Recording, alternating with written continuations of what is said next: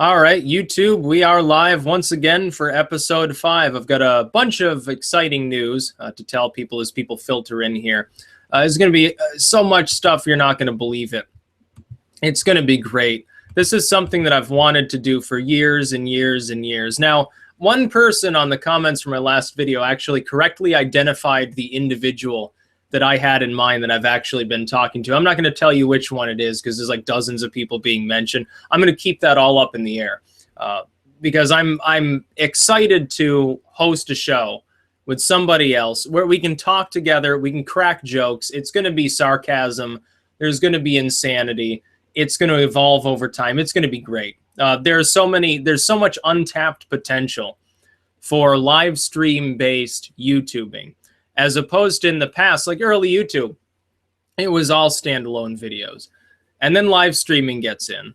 And there's some of that, but it's still mostly standalone videos. And live content that people can participate with is limited. Now, for anyone listening, I'm not looking at comments right now. In the future, I'm going to disable comments for these streams. Just because there's no way to actually pay attention to them. What's going to happen instead is there will be a call-in line, potentially a video feed in line like Skype or something. But people are giving me different suggestions. I've got a number of people sending me messages right now that have for the last few hours on the subject of how I should set this up. I've got people that have said they want to donate equipment and so forth. Hold that thought, though, for a moment if you're one of the people doing that, because it may be a lot more simple. Like, I do know you can use Google Hangouts to have a live chat. I do know that. And it can be audio only, like I have in mind. It can be video. And by the way, I do have a cat back here. I'm going to need to set up a studio. I'm telling you, I'm going to need something like that because I can't concentrate with this background noise level as it is. There's a spare room. I'll set up a studio in there. I'll repaint it. I'll make it look nice, and I'll put a desk in there. And that from now on is going to be like the YouTube room or something like that. I swear to God. What was I saying? Oh, yeah. There are people that are sending ideas for how to set such a show up. And whatever form it takes, I mean, it doesn't even really matter. It doesn't matter whether I pay a little bit more or a little bit less, if it's a little bit more professional or not, because this is just a way to connect with people on YouTube. They can call in. They can talk about what they want to talk about. It's not going to be politically correct. This is going to be a risque show. It's going to have adult conversation. If you want to call in and say, fuck you, Styx, I don't care. It's going to be hilarious, honestly. This is what I want to be doing. I think I probably should have gone to college and studied radio broadcasting, honestly, in retrospect. I'm glad that I went and did what I did. But there could have been, it could have been even better. It could have been quicker for me to set something like this up. But this is the internet age, not the radio age. If you want dynamic living radio that's not completely worthless, you have to use like Sirius. You can't use any local FM station. It's just not going to happen. You'd be better off using shortwave. Set up a ham radio and talk to some truckers. It's going to be way more entertaining than anything you're getting on any FCC censored sort of mainstream network or something like that. You listen to like Brother Stare. He's this crazy ass dude with a congregation of 20 people in Alaska.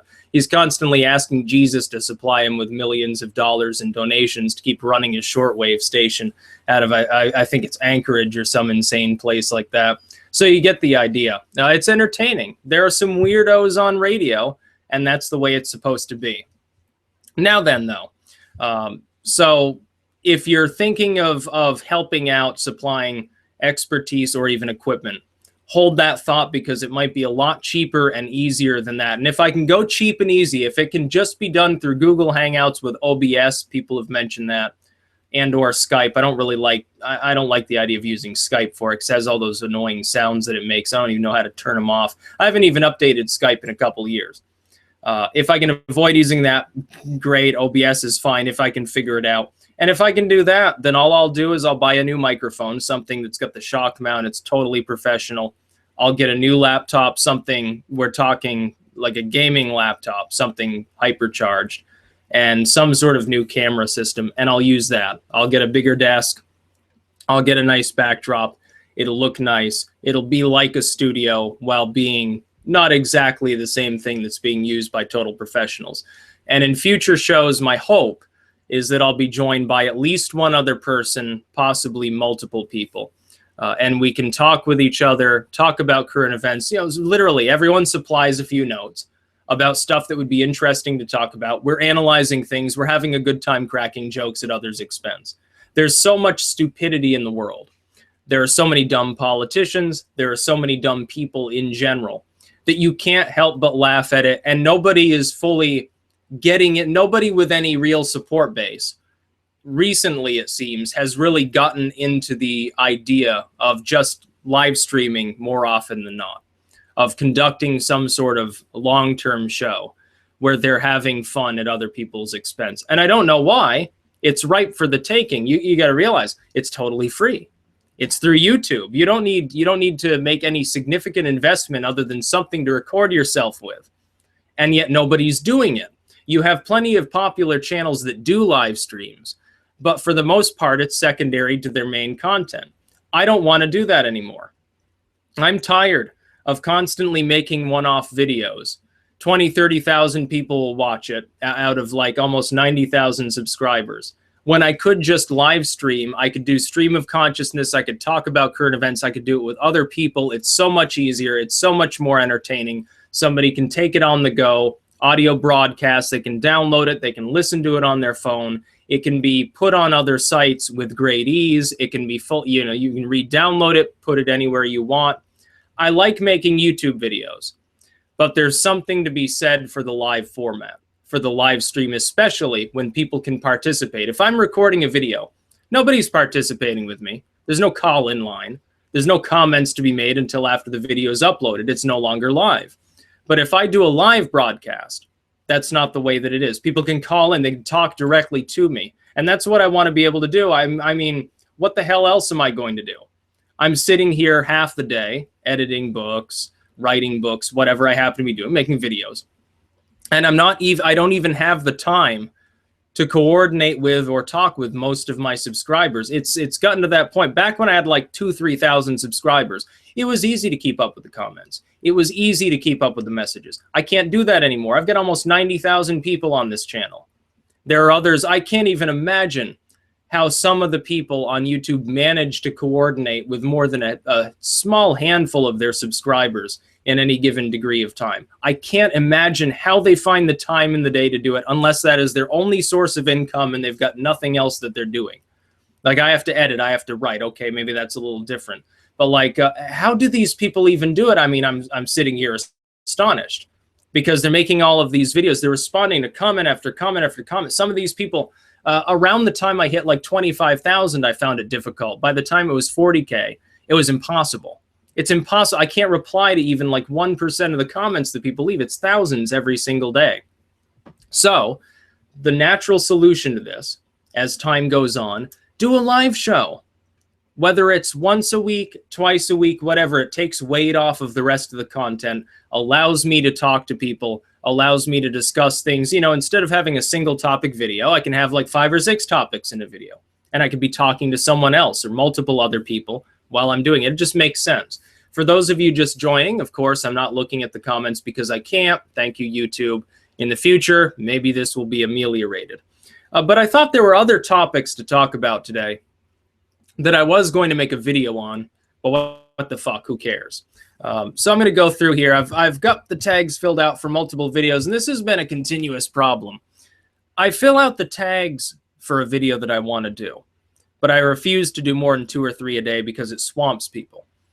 And then some of them, because they're not quite as good of topics as other things that I have in mind, they constantly get pushed to the back. It's like, yeah, maybe I can make that 4th video today, but I don't really feel like it. I feel like watching Lord of the Rings or something like that.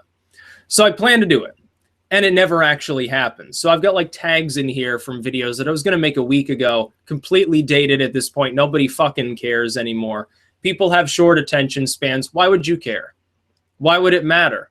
Hell, a lot of people don't even care about them when they're current because it's just so cloying. The media runs it into the ground within 24, maybe 48 hours. It's old hat. It's completely and utterly boring. But I've got stuff in here. But at first, I think, before I get into the thick of the news, with sort of current events and laughing at the expense of social justice warrior side, perhaps the politically correct folks of the world, I think I should probably say this. To those of you who are into the MRE videos, yes, I'll be doing MREs in the future. The problem is many of them are 24-hour MREs. So if I crack them open, unless I'm going to sit there and gorge myself like a pig, I have to break them up into multiple parts. And that's a little bit more difficult for me. Because really, if I'm looking at like Polish food, like Russian food or something, it's going to look delicious to me, probably. I'm going to want to eat it all in one sitting and not have room for it. So it's going to be a little bit of a problem. I'll try to figure it out. I'm going to do the Polish one first. You can see, we'll see how that goes. I'll see what the hell I'm doing after that. But let's go through and talk about the things that people have in mind at the moment. I think number one in news today, as it has been since last night, is the Ninth Circuit Court and Trump's immigration freeze. Now, this is a funny one because, I mean, was there any illusion that the Ninth Circuit, which includes California, was going to block Donald Trump's immigration order? Of course they were. It was a foregone conclusion that that was going to happen. This is why I said he was a mild reformer. This is part of it. Obstruction, specifically from the judiciary branch. A lot of these federal courts are stacked with people that Obama put in, or in some cases W. Well, W, the Bush family, are no friends of Trump. Why wouldn't they obstruct him? It just makes sense. It's just more proof that he exists vaguely outside of the neocon, neolib sort of dichotomy that's been set up. Not far outside it, but a little bit outside it, and that gives him the position of mild reformer. You've got a situation here now where Trump can go forward and do a few things. Number one, he can continue complaining and do nothing and just forget the idea, which would be a terrible thing to do because it's one of the more popular things that he's suggested. Another possibility is he can drag it to the Supreme Court, and of course Trump gets to put somebody on the Supreme Court, which will be Gorsuch. He'll pass through, in which case it'll probably get through there. The problem is, I can see a messy precedent possibly being set unless they limit their ruling. And the problem would be this. It could give the executive branch a significant degree more power in excess of the 10th Amendment, and that would be my only concern. Will he actually do that, or will he? Another possibility, something that I thought of, well, why don't presidents do this? Why not just issue an executive order that is essentially the same thing with slightly different wording?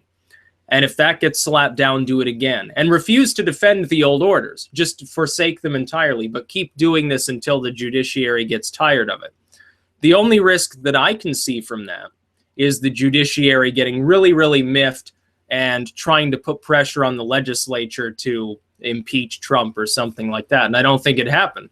This order fundamentally is popular. About 55% of the population apparently is in favor of it. So I don't see how Trump could destroy himself by simply using the bully pulpit, go forth, say the judicial branch wants you unsafe.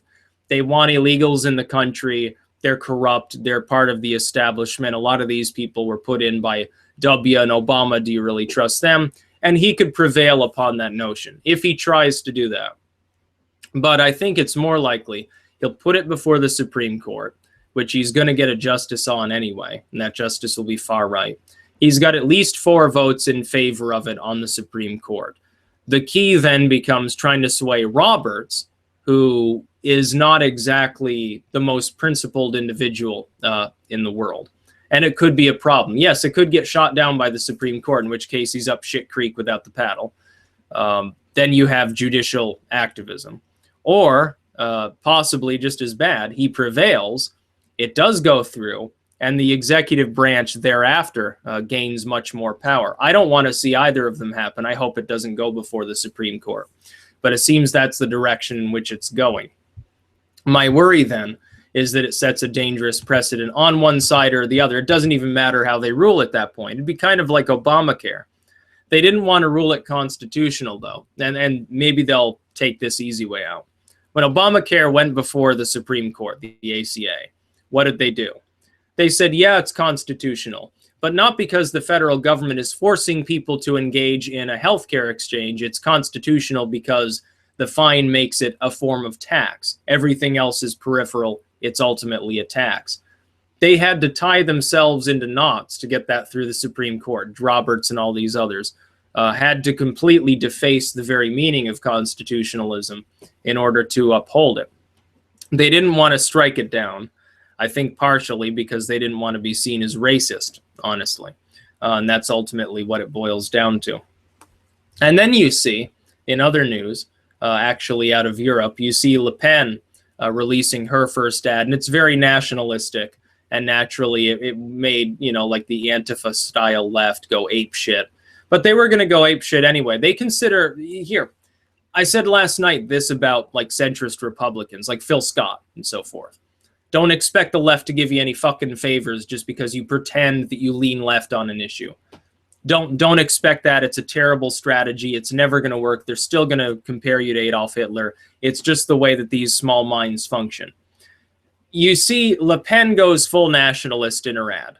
And it actually becomes commendable, because if she had tempered it, it wouldn't have been as powerful. It wouldn't have been as well received with her core audience, and the left still would have crucified her as the female next Adolf Hitler.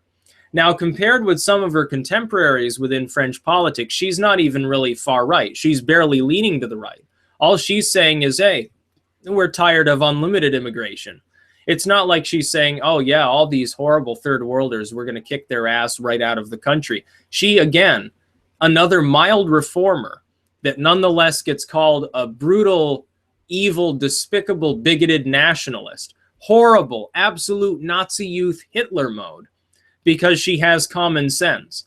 And this has been my problem with the far left for some time now. In the wake of Iraq, looking at this, in the wake of W deciding it was a good idea to go into Iraq, to go chug oil and blood and fuck around in the desert for no reason other than his daddy complex.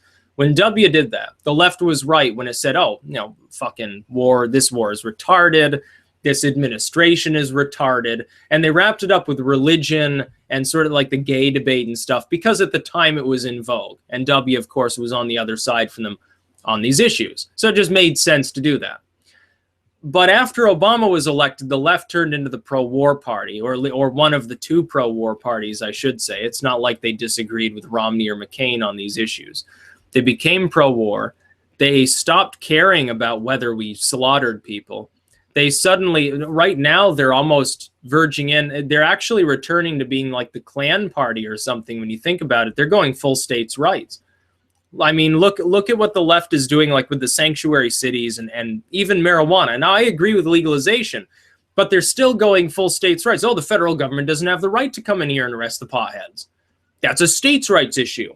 They're actually reverting back to being the party of the pre-Nixon era, of the Ku Klux Klan. And the Republicans, meanwhile, are undoing a lot of that Nixonian damage. I find this great. The paradigm shift is almost a paradigm reversal back to the pre-1960s, if you think about it, where Ike, a Republican, was the first president who took a concerted interest in desegregation and things like that. The Democrats took that issue with like JFK and LBJ into the next era, and they're the ones that launched it forward from there. But it was fucking Ike. It was Dwight Eisenhower that first starts this sort of ball rolling. Nixon comes along, appeals to a bunch of Southern Democrats, says, oh yeah, trust me, I wear a white robe on the weekends too, and gets everybody involved. We've got like Phil Scott here in this state. He thinks that the left is going to give him brownie points for what he's doing in regards to our immigration policy in this state. No, he's not going to get them. He's going to set us up for a lawsuit. He's setting himself up for failure as a one-term disaster. That's the only thing that can possibly happen as the result of what he's doing. Oh, yeah. And then we've got other news, of course, regarding the Pope. Now, this is an interesting interplay right here. We've got a Pope who's a complete Marxist and who says, oh, Christians wouldn't turn away refugees. They have to be forgiving and kind-hearted and so forth. Ignoring secular issues because, of course, he is a theocrat. Then you've got another individual there who's one of the cardinals there who'll be part of the next conclave. He's a possible contender for the next pope, and he's saying, oh yeah, Muslims want to come into Europe and conquer us all. You know, it's like night and day. And it's a matter of which one of these ideologies is going to control Catholicism. There's no good answer. On the one hand, you go back to sort of like the medieval era of Catholicism being very, very traditionalist, very, very opposed to any form of technological or scientific advancement, rendering it heresy, and then taking credit for it when it becomes mainstream and they can no longer do so. On the other hand, though, you have this idiot Marxist in the Vatican right now who thinks walls are bad, borders are bad, socialism's great. The idea that the government would steal its citizens' money to give to other people around the world is somehow a form of Christian charity. And he doesn't even understand the underlying tenets of his own doctrine. You read the Bible, it couldn't be further from what the current Pope is saying. Pope Ratzinger, who was a fucking Nazi youth, sounded closer to genuine Christianity than the idiot that's currently in there. And very early on, he tricked people by being very outgoing. You know, Ratzinger was kind of cloistered. He didn't seem that personable. He certainly wasn't, fully tech literate. And so he wasn't that popular, certainly with the younger Catholics as well. What the new Pope has done is say, oh, well, I can fix this fucking problem. He goes out, he makes a big spectacle of doing some little act of charity, like washing the feet of felons or Muslims or something like he did, or hugging an AIDS patient or a leper or something like that. Oh, yeah, I'm such a holy man. Look at me. He's sort of humble bragging in a way. And then he takes to social media to talk about like so-called young people issues, like, oh, why the Catholic Church tells you should wait until marriage to fuck each other in the ass. And that's his entire platform of being popular. It's not even any deep-seated theological understanding. I don't get how people can be taken in by this obvious propaganda. I suppose if you're a Catholic, I can kind of understand, because you've been told all your life the Pope is either infallible or at least a really, really good guy that you should look up to, even if he's not perfect. If you're not a Catholic, you probably weren't taught much about the Pope other than he's that dude with the ridiculous hat and the white robe. Honestly, that's what you know about the Pope. So you're probably not taking him as seriously. We even see an interplay.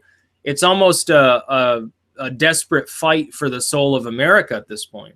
You get a lot of Protestants in the country. You get a lot of Catholics. A lot of the Protestants are very nativistic, very populistic, more traditionalistic. Thus, the Catholic Church has been forced to respond to this by being more progressive and so-called tolerant and multicultural and so forth. Left-leaning, in a way, social justice warrior-addled. And to watch this interplay, to watch Christendom, and I know the Protestants often say Catholics aren't Christians, Catholics say Protestants are heretics, whatever, that doesn't mean anything to me. I'm not even a Christian. They look at one another and they constantly fight and fight and fight. Meanwhile, the Pope is saying, but don't fight against Islam. Don't fight against any of these other groups. Only fight against the Protestants and their evil ideology of actually wanting nation states to have sovereignty or something like that. To the point at which, in the past, I said Catholicism typically is better than the Protestant side of Christianity because they're less violent, at least in recent memory. They're less superstitious. And they're less given over to supporting the concept of a breakdown of separation of church and state. Within secular countries, they're less given over to the concept of theocracy. Yes, they have the Vatican. It's a literal theocracy. But they're less given over to trying to control other states. That's no longer the case, though. This Pope is an activist and does want to control other states. Meanwhile, the Protestants have given up the gay marriage issue. It looks like some of them are beginning to give up abortion as an issue in some roundabout ways. And they're actually the less traditionalistic ones. The Vatican is going full theocracy. Well, these states that proclaim to be Christians, you must open your borders. You must take refugees. You must destroy your own people with socialism.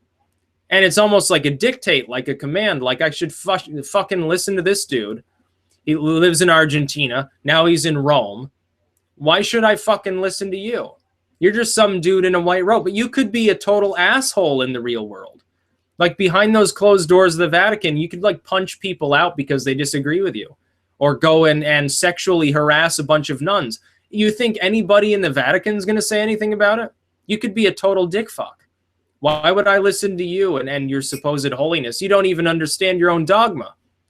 To the point at which the average half-assed individual who's skeptical of Christianity could probably beat the Pope in a theological debate.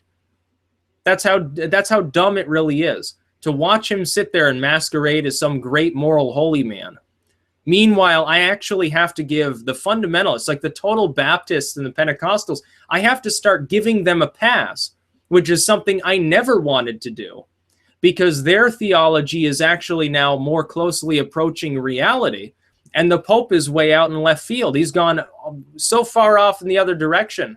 You'd think that Karl Marx invaded the Vatican or something like that. I mean, it's fucking crazy. And then we have other big news for the day. We have the police strike down in Brazil. I believe the city is Victoria, and over 100 people have been killed down there. In other words, it's called a normal afternoon in Chicago. The violence there, it seems like over the course of some days, 100 people died. First, I want to be honest. There are other parts of the world that are way more violent than that. So this isn't a total breakdown into total anarchy. Some of the media is saying that, but not really. But at the same time, you have like this touristy kind of ritzy area along the coast. It's being completely repulsed by like apparently cartel violence or something. It's sad, but it should show us that socialist regimes cause instability. That's ultimately, to me, it's what it shows me. It also shows me BRICS is vulnerable and weak. I know a lot of people don't agree. I have a lot of pro-China shills on this channel constantly saying China would destroy the USA in a fight. China will be the next superpower.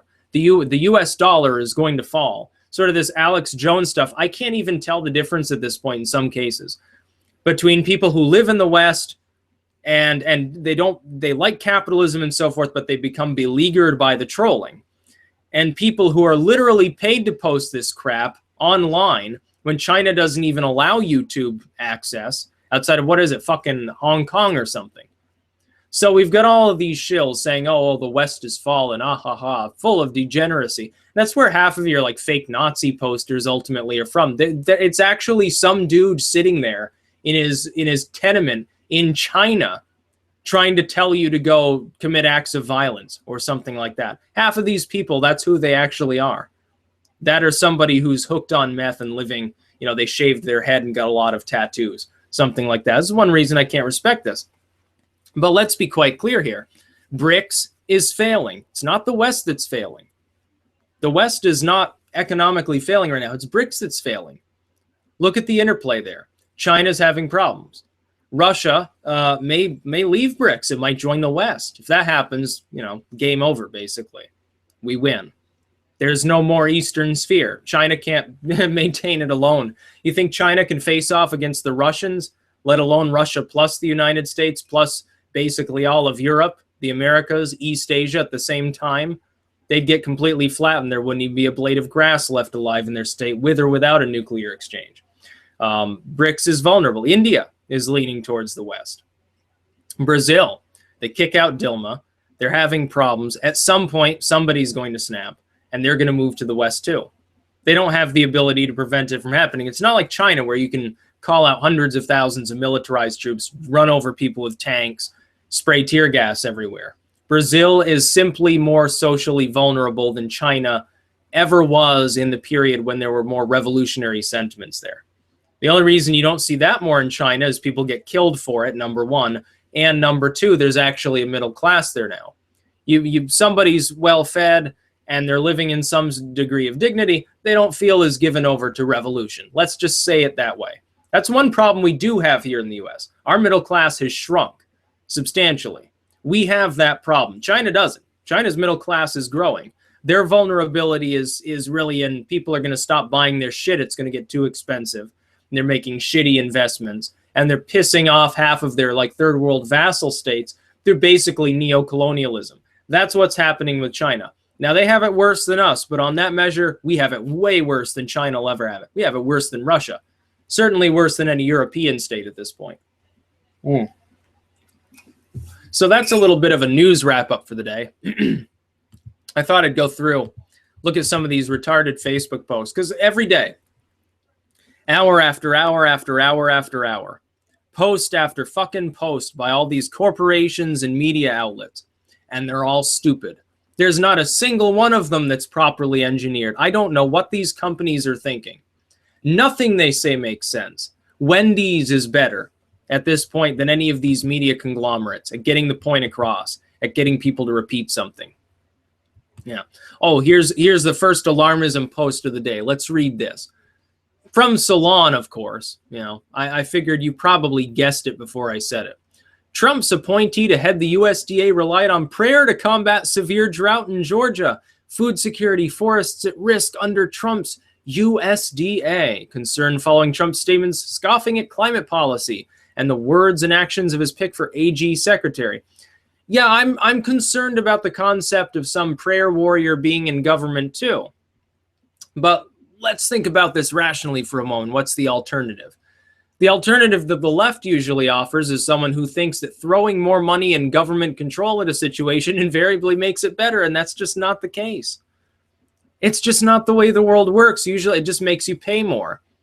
So what does it matter that they've managed things? Okay, let's say that everything works well. The Bureau is managing things efficiently with price controls or whatever the fuck they're using.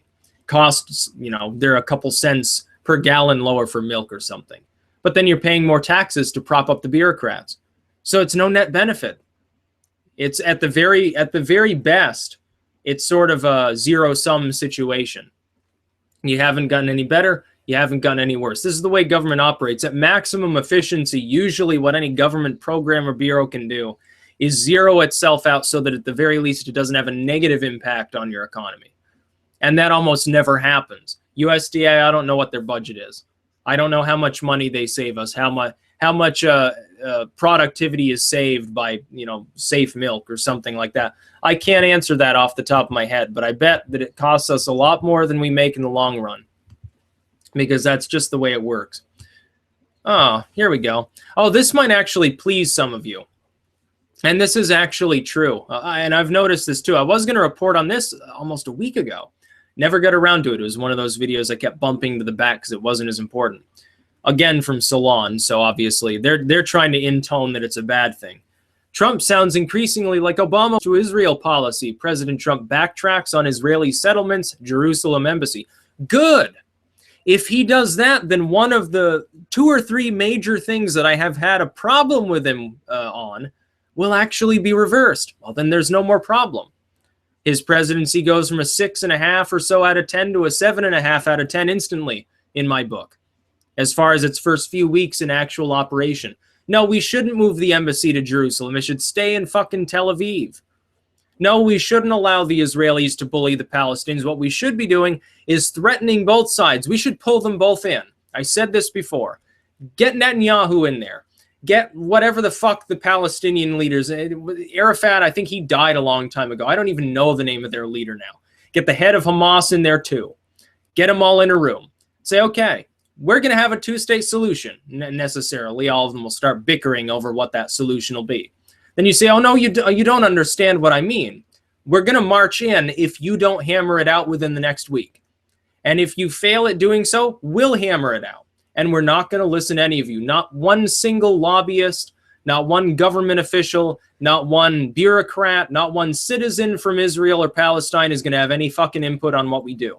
We're going to carve your state in half because we bought and paid for it 10 times over already. You're going to surrender your entire military stockpile to us, or you're going to get wiped off the face of the earth, and we'll redraw the lines anyway. That's what I would do. I'd say you people now, at this point, have killed so many folks, destabilized so much. You're too dangerous to be allowed to apparently govern your own goddamn affairs, and the lines drawn around your country, around your territory, are post-colonial anyway. Nobody can agree on where they should be, so we're just going to take over. Either you can be our colony. Well, better solution. Let the people there vote. Let the Israelis and the Palestinians have a general vote. One of the 2 things is going to happen. Either you become a U.S. colony, and we'll protect you. We'll make sure your economy is fine. Your roads will be perfect. Your everything will be great. You won't have local government. It'll be set up like a state, and it'll be answerable to the U.S. government because, again, we've guaranteed these things before for others. We'll guarantee your safety. Nobody's going to invade you. Nobody's going to nuke you. Iran is going to fucking leave you alone because if they don't, they get destroyed. But or the other possibility, if you want autonomy, is we will draw the lines ourselves. We'll partition your 2 states. A wall will be built between them, guarded by U.S. troops indefinitely. It'll be a far tinier amount of troops than what we have to station anywhere else. Probably leave a dozen dudes there. Nobody's going to attack them. Nobody's going to dare to. And we'll guarantee that you leave each other alone. You're not going to have standing militaries. Again, we'll defend you. You don't need a military. We're tired of this crap. You keep drawing us into war after war after war, diplomatic squabble after diplomatic squabble in the UN and everywhere else. We're tired of dealing with it. We got millions of people over here that are astonished that our government even deals with this anymore. So we're not going to. We're going to redraw the map of the Middle East. You're going to fucking sit down and shut up, or you're going to leave each other alone, work this out in a timely fashion, and stop asking us constantly for money or military or diplomatic intervention on your behalves, because we're tired of it. We don't want to be involved. This would be a good prelude to having non-interventionism in the Middle East. Who would we have to intervene on? Nobody's going to attack U.S. troops. Nobody's going to fuck around with borders that we've drawn because they're afraid to. Terrorists might. There'll still be terrorism. We caused that too. We shouldn't have intervened in Syria and Iraq in the first place, or Libya, or any of these other countries. This is probably the one spot in the world where U.S. involvement would actually make things better, and nobody has the balls to say it how it really is. That's my thoughts on the Israeli-Palestinian thing. So I think if he softens his approach, if Trump is ever capable at any point in the future of hammering out a two-state solution, it'll be legendary. So many lives will be saved. I mean, you wouldn't even realize it. Thousands of people a year die over that crap. Yeah. Let's see what else, we're looking at here. Oh, yeah, picture of Trump next to Anthony Hopkins is Hannibal Lecter, of course, Director of Health and Human Services. That is honestly fun. Anything with Anthony Hopkins is automatically cool. It's just the way it is. Trump reverses course, reaffirms one China policy in cordial talk. Now, the left is going to try to crucify him for this. And this will be the last thing I talk about here before I just close off. They might try to crucify me here, but when before did Trump ever say there was more than one China? Everyone knows there's one China, but there's also a Taiwan. That's what this is about. Taiwan is a sovereign entity. The Chinese act like it's some long-lost province that they still, in a de facto sense, control. They're worried about us communicating with the Taiwanese government. Nobody here suggested that China doesn't exist. Well, you'd have to be fucking retarded. Look at a map. Of course, yeah, it's there. It's between Mongolia and Vietnam and Pakistan and some of these other countries. Yeah, it's right in this general area. It's got the Gobi Desert to the northwest. It's some bamboo down here. Okay, yeah, China exists. There's one China. When did it multiply? When did the Chinese learn how to clone an entire country? I don't know. Apparently, that's what Salon and Being Liberal and all these groups think. But there's also one Taiwan. It's a little tiny island off the shore of mainland China that the Chinese still want to control.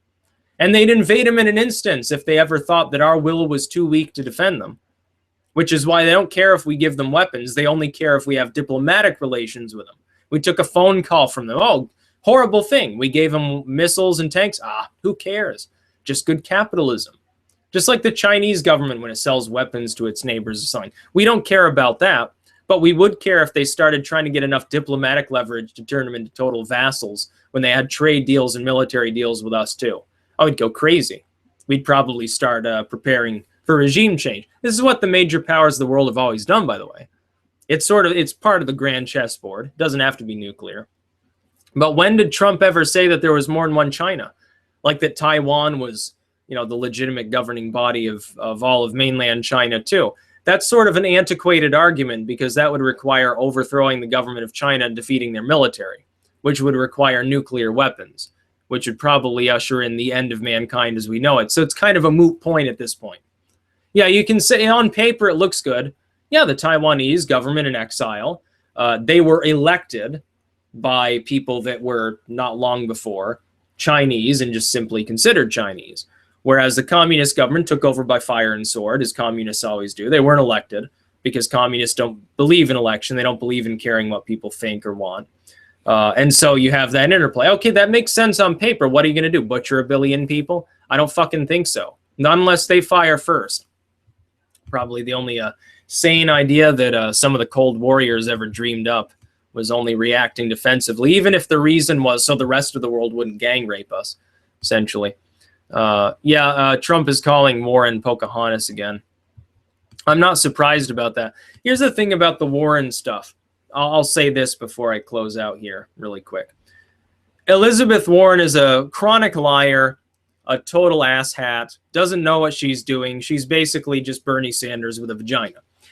That being said, though, the Republicans in the Senate, in silencing her, instead of trying to use some other technique to try to get things done, really shot themselves in the foot. It was really a dumb move, because you've just alienated a lot of centrists who they've been primed by the media to see Republicans, especially Trump, as bullies.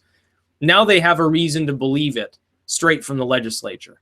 A terrible move. From a strategic standpoint, there's nothing fucking worse that you fucking could have done. And you know the Democrats had her grandstand because she's a female and a progressive. So she could go and talk to CNN and say, oh, it's because I have a vagina. They want to shut women up because it's all a white male club in the legislature. Like it's still the segregation era or something. That's what the Democrats want to project on the GOP at this point.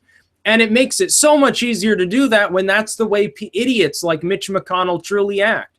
These people are so inept. They don't know what they're doing. They know a great deal about suing people.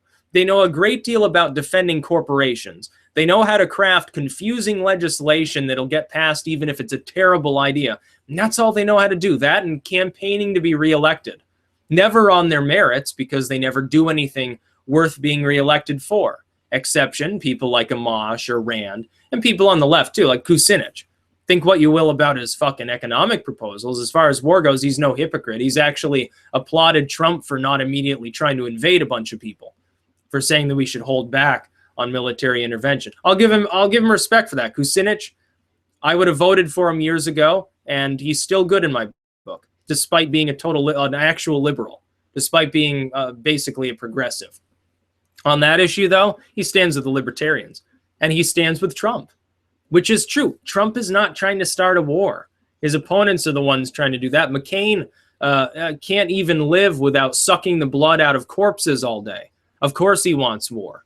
He's like a fucking vampire. He's like Dracula or something like that. John McCain has to go out into the deserts. They have to put him in a helicopter in secret, fly him out to the battlefield of wherever we happen to be bombing at the time, so he can go root around in the sand like a fucking rodent, find dead bodies and suck the fluids out of them. It's the only thing keeping him alive.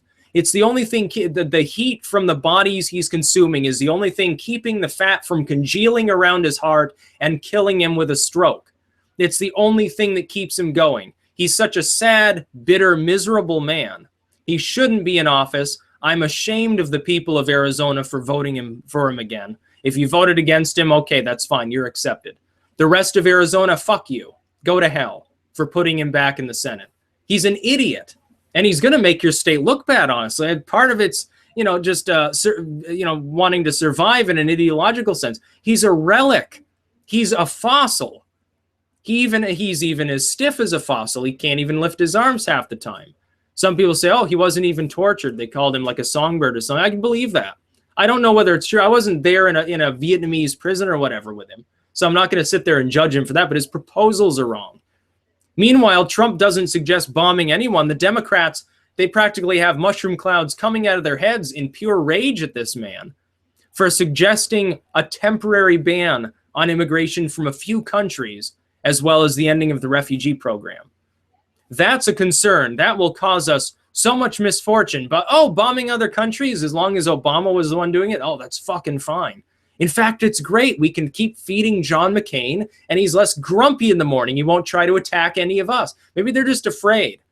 John McCain got mutated years ago as part of some Vietnam-era drug experiment, and they know if he doesn't get his infant blood every weekday, then he goes nuts. And then people start getting killed so he can feed on them. I don't know. Maybe it all leads back to John McCain or something at this point. Whatever. I'm tired of talking about McCain anyway. He's a sad old man. He's boring. Talking about him is boring. He's just crazy. I don't understand what's going on with this dude. He sits there for years and years, full partisan. Republicans good. Democrats bad. Conservatives good, liberals bad. Okay, well, that was John McCain for 30 years. Then all of a sudden Trump gets elected. All of a sudden, I'm going to work with the Democrats here. Fucking idiot. He's doing wrong for our nation. Doing wrong for the nation. You've been in office for a long time. It's all you've ever done. What's your claim to fame? Your claim to fame is you ran for the presidency and got your ass handed to you by someone who would not have been considered viable 4 years before. Just like Obama's legacy is that somebody who wasn't considered viable 4 years before supplanted him and made sure to steal half the Rust Belt in the process. And it just makes you two look like losers. I know why you like Obama so much. You feel like a kindred spirit at this point. That's John McCain's problem. So anyway, there's a little bit of a current events wrap up. Again, for anyone that didn't hear this at the beginning of the broadcast, I have someone interested in my first choice of individuals to sort of co-host a weekly or bi-weekly show. They are apparently interested. I don't know if it will end up working out, but I hope it will. I'm talking to them now. I've got to get better equipment. People are messaging me. If you do have sort of ideas of how to set up a live show where people can call in to communicate with me, to communicate with the co-host, to communicate with anyone else that's involved. If you have ideas of how to do that, I'm all ears. I'll try anything. In fact, I'll try doing a test just with Google Hangouts. If that works fine with no dropouts in the audio and everything, and I can simply set up a call-in system, huge weight off my shoulders. I don't have to do anything further. And I'm willing to do that. But I've also got to get a better setup here. Like I need more desk space. I've already got one laptop here. If I'm going to have another one, I'm going to need at least another foot on either side. Honestly, I'm going to have to use a different room, turn it into a studio. I'm going to have no other choice. It'd be kind of cool. Yeah, it'd be pretty awesome. I need a new microphone if I'm going to be doing that regularly. Probably a new video recording system. That's kind of optional since I'll be doing audio only anyway. So who really gives a fuck? It'd be nice to have a little mini bar, honestly. Pour a drink during the show or something like that. So I'm thinking about all these things. I want to take this channel to the next level. Now, after the election and all that, with tens of thousands of people piling onto it, shooting me up as far as I am, and still hundreds of people subscribing every day, it's already achieving that level. But I mean going way, way fucking beyond that. I mean, I want to take this to millions of people, essentially. I wouldn't mind having 1 million people on a live broadcast. And I think it can be done with a concerted effort. If there's something entertaining to be said, entertaining people to say it, and a core audience capable of sharing around the knowledge that that program exists, it can be done. It's an untapped market, YouTube only largely. It's much cheaper than setting up a radio show. Oh yeah, I invested $100,000. I make $10 a day in ad revenue from these fucking commercials that run half the time. That's what radio has devolved into. Or satellite radio. It's a corporation. You've got to get your foot in the door there. I'm not interested in doing that. I want to do this all online. It's a lot easier. Don't have to worry about anything. Set up a microphone. So people with ideas, anything. It doesn't matter. Like, oh, here's a good mic model. Here's a good webcam model. Here's a laptop capable of running this program and that program at the same time, and that's all you need. If you have ideas like that, go ahead and message me. But don't put links in your first message and wait till I respond to add links, or it'll put it in the spam folder. Continuous problem with YouTube, as before with my last video. So I hope you enjoyed this show. Hopefully the next time that I do this, which will probably be next Friday, there will be another person on with me. But I'm going to have to do a lot of testing. So there probably will be bugs and glitches. They'll have to get worked out. Got to get equipment. Something is going to have to get purchased. I can tell you that much. If I have to purchase, again, a smartphone, hook it to a fucking laptop so people can call in on some obscure program, so be it. It doesn't matter. I don't care if it costs $100 a month, $200 a month, whatever it happens to be. It's going to be worth it for producing such a show. It's going to change over time. Hopefully it'll become more and more popular. I'm interested in disseminating entertainment and info to people on a larger scale. So this channel is taking its infancy step into the next level. Not going mainstream. Oh, hell no. No, I'm not going to mollycoddle anyone. I'm going to keep saying fuck and shit and all of that stuff. It's never going to stop. But that's where I'm going as far as the live broadcast. I'll still make standalone videos, but I'm going to mix it up a little bit. because I haven't done enough live broadcasts. I only do like what, one a week or something like that. Every other day I'm just doing the regular videos. Well, I want to do both. I'd like to do 2 or 3 shows a week if possible. If I can get multiple people involved, maybe that's possible to do. And I'll keep some people in mind here too. They're entertaining people on my YouTube channel, comment on stuff and so forth. Don't think that I don't notice that. I notice when people are continually entertaining, they're cracking jokes that I find funny. I notice that. I'm keeping you in mind, so just keep that in mind. Don't think that your, in many cases, talent is being overlooked. Because people are gonna need to crack jokes on such a program. It's gonna be fucking hilarious.